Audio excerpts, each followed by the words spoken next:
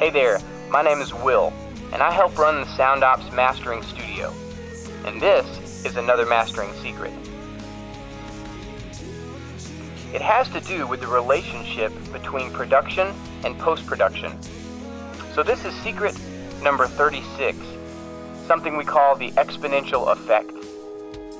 The exponential effect, my partner John and I have been talking about for years. It's really a common concept in the studio world, but it hasn't been communicated very well to the artist community.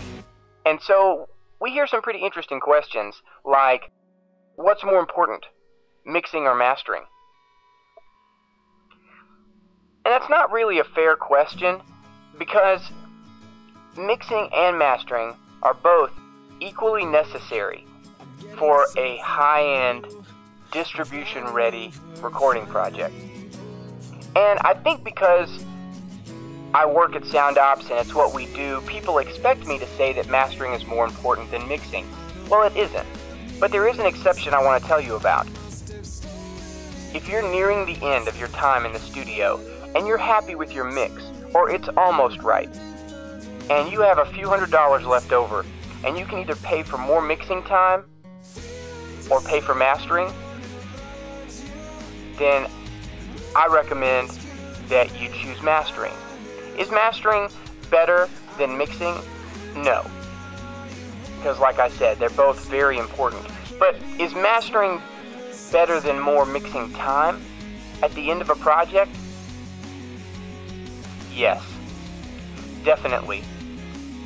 And the reason is the exponential effect. Mastering multiplies all the work that you put in pre-production. I haven't been in school for a long time, and some of you who have just left high school will remember your math class and probably see how oversimplified this graph is that I'm going to show you.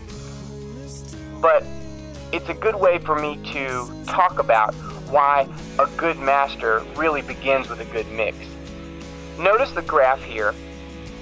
On the bottom axis, you have the quality of your recording, mixing, and production, from low on the left side to high on the right side.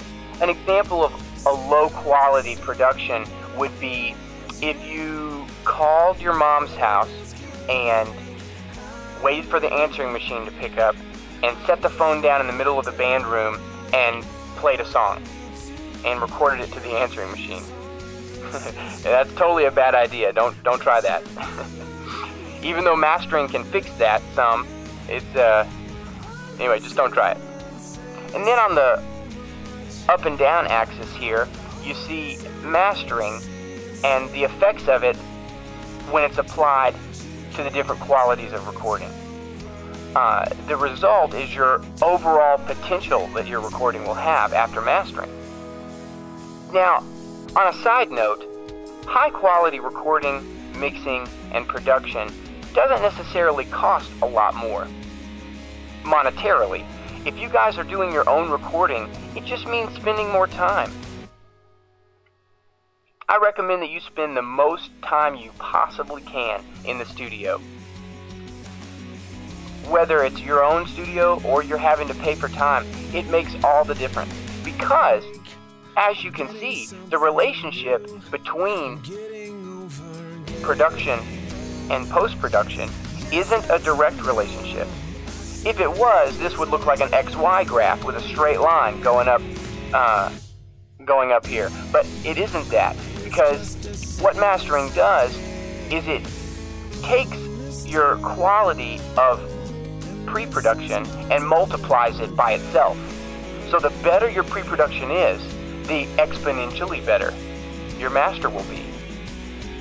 Because at the end of a project, if you just pay your engineer to do a little more mixing, you're getting mixing results plus more mixing results. But if you send it over to SoundOps for mastering, then you get mixing times mixing. It really is like that. Which is why I say that the mix is very important. And so that's it today. I just want y'all to get more for your money. And at the end of a recording project, if your mix is anywhere near where you want it to be, take your last few dollars and get mastering with it instead, because it's going to make the most of what you've done so far. You're going to hear the difference mastering makes. So until next time, you guys take care and good luck.